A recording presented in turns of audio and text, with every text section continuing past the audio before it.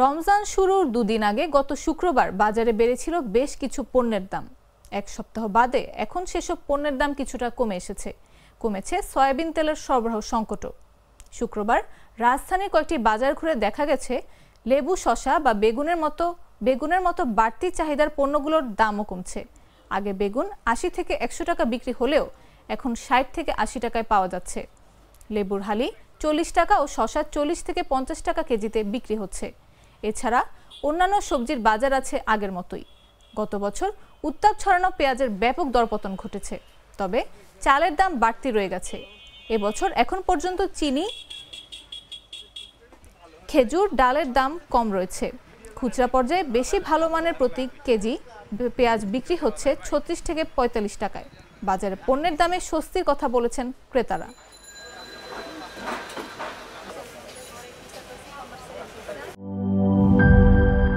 সবুজের দেশে নতুন রঙের বেশে ঘরে বাহিরে সাজানো বলকে রেইনবো রেইনবো রেইনবো পেইন্টস রে সাশ্রয়ী দামে দেয়াল রাঙায় রেইনবো সবার রং সবার ঘরে ঘরে rainbow Rainbow Paints, the color of joy.